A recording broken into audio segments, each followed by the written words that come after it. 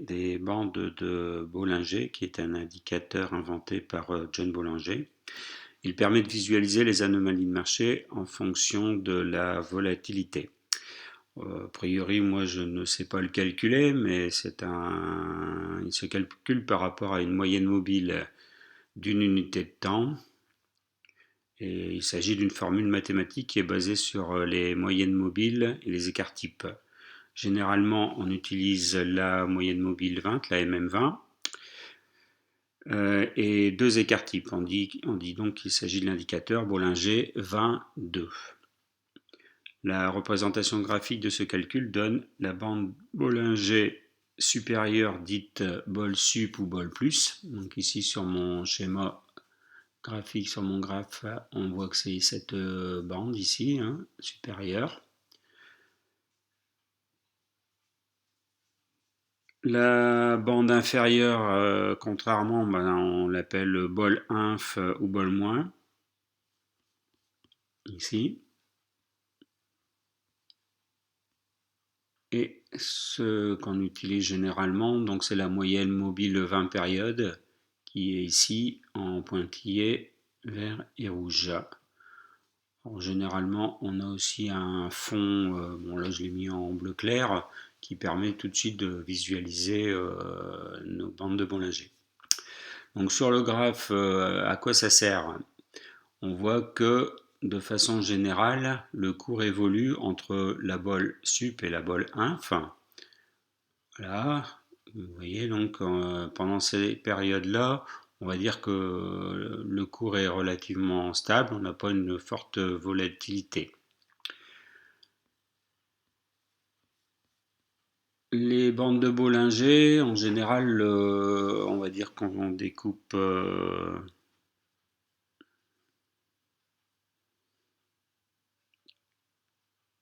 qu'on distingue quatre phases. Donc en phase 1, on a les bols qui sont parallèles. Ici, même si on a des bols qui s'écartent un peu, on verra. Donc de façon générale, ici, on voit qu'on est quand même bien relativement parallèle entre les Bollinger hautes et basses. Et puis arrive un moment qu'on appellera la phase 2 où les Bollinger s'écartent. Ici, on a un écartement entre le haut et le bas. Là, on est en phase 2, ça veut dire qu'on a une phase de volatilité un peu plus importante qui peut déclencher un mouvement, lui, beaucoup plus important comme on le voit ici. Et c'est là qu'on va dire qu'on rentre en phase 3, c'est-à-dire que la Bollinger haute et la Bollinger basse se retrouvent à partir dans le même sens. Et on voit que pendant ce temps-là, le cours, évidemment, poursuit en étant là de ce côté-là, on va dire à la hausse, tendance haussière. Par contre, quand on a le mouvement inverse, on a bien sûr une tendance baissière avec cette volatilité qui est là.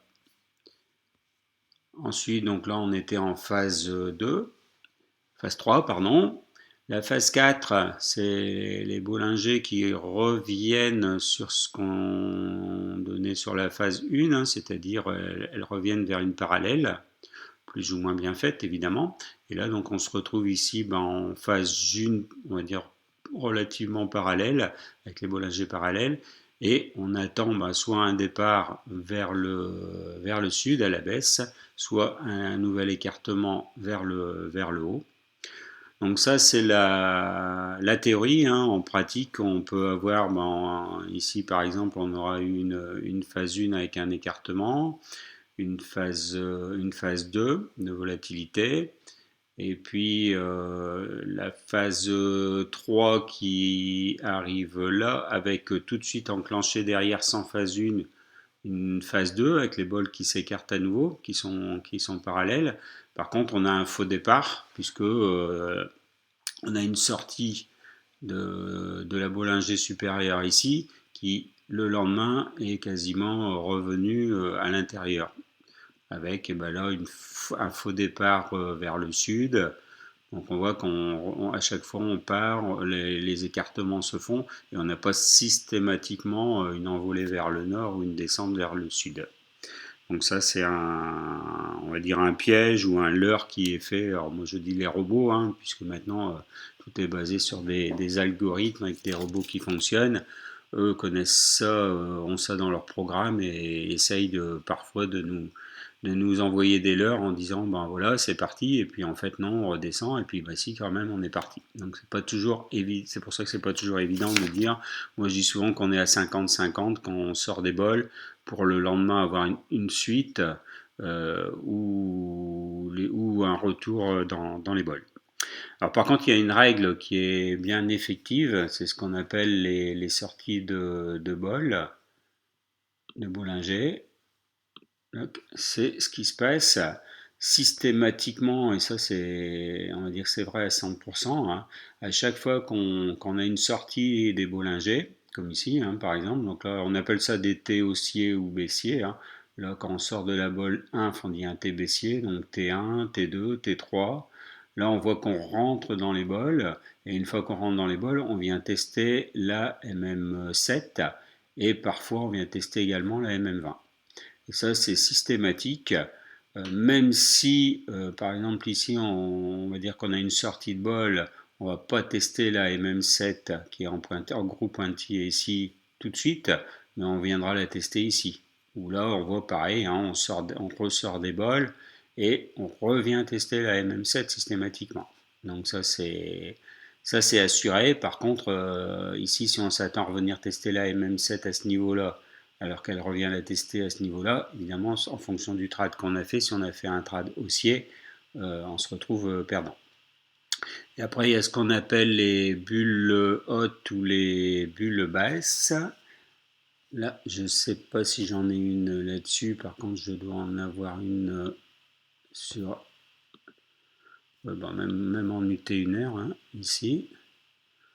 Donc on voit, hein, là on était en phase 1 avec les bols bien parallèles, les bols qui s'écartent, et puis dès la première journée, on se retrouve avec un cours qui est complètement sorti des bols. Donc ça on appelle ça une bulle haute.